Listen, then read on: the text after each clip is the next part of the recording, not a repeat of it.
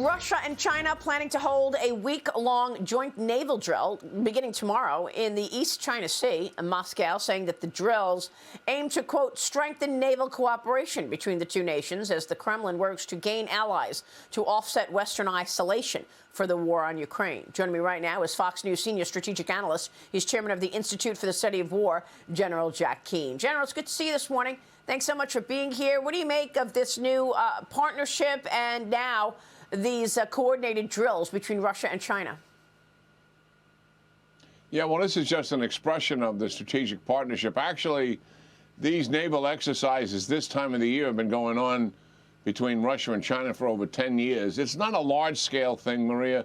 It's several ships on each side. They're going to practice a lot of gunnery and how you use command and control and how they can support each other. But it is a manifestation of what is really happening here. They have a strategic partnership. They're aligned principally because the United States and Western democracies mostly, but others as well, have had huge influence in controlling the world order. And they fundamentally are opposed to that. They're authoritarian regimes, and China is the most ambitious, wanting to replace the United States as the world's global leader. That's what they're about. President Xi certainly is supporting Russia in the war. They're not giving them military aid, which is a good thing. He has also made a statement that he doesn't see any reason why nuclear weapons would be used in Ukraine. That is also a good thing. But he's got his full-fledged moral support, President Xi to President Putin, for sure. They are linked at the hip, and that's just the reality of what's taking place here. Yeah, I mean, what's taking place around China is just extraordinary to me. You've got this House Republican report saying that COVID-19 may have been part of China's bioweapons program. We've got all this bad behavior on the CCP, but there's just not a lot of accountability, General. Are you afraid that this aggressive communist nation is picking up its provocations? Well, I think we got to watch what's happening here. After the 20th Party Congress, when President Xi was inaugurated for another term and likely a lifelong term, now he has 100% loyalists working for him. In fact, his previous economic team has been disbanded, who had some huge macroeconomic and national experience to a team that doesn't even compare to that. So he's got absolute loyalty, no dissent among the elites around him. He's professing at some point to take control of Taiwan, even if he has to use force.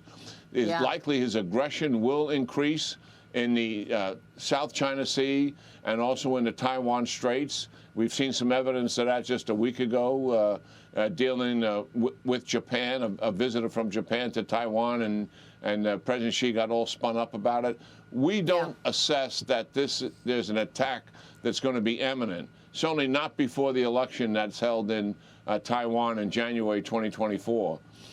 Because certainly President Xi wants the opposition party in there who's a little bit more conciliatory towards mainland China. But yes, this is very troublesome. We have got to move in more military capability to the region.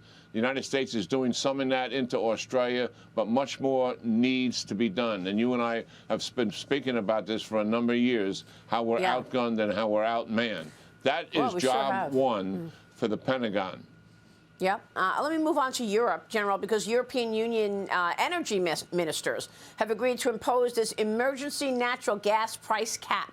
After 2 months of negotiations, as energy prices soar because of the war on Ukraine, the price cap can apply from February 15th. After that, it will set a limit on prices for certain contracts for 20 working days. Your thoughts on this?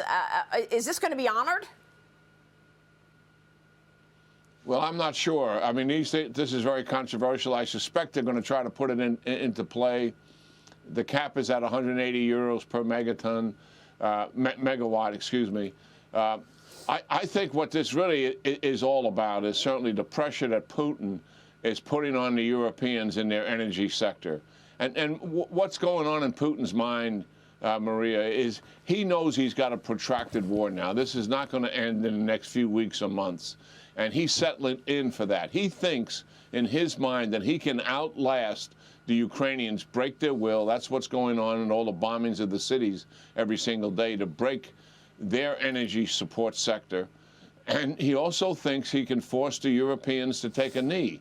And the energy sector is the primary facie reason he wants to use to do that. He thinks at some point in the United States, the political support for providing weapons to Ukraine will begin to diminish. And he's counting on these realities. So the Europeans are taking some action here to protect themselves a little bit in the energy sector. As you know, price controls are controversial. Sometimes they don't turn out the way you want. They could actually interrupt the flow of natural gas and actually possibly reduce it is one of the risks that's associated with price controls. But what this is really about is Putin putting pressure on the Europeans to provide less support in the meantime for Ukraine and eventually back away from Ukraine. He believes that he can outlast the Europeans and the United States.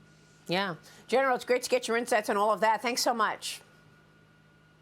Yeah, Merry Christmas to you, Maria, and the great team you have there.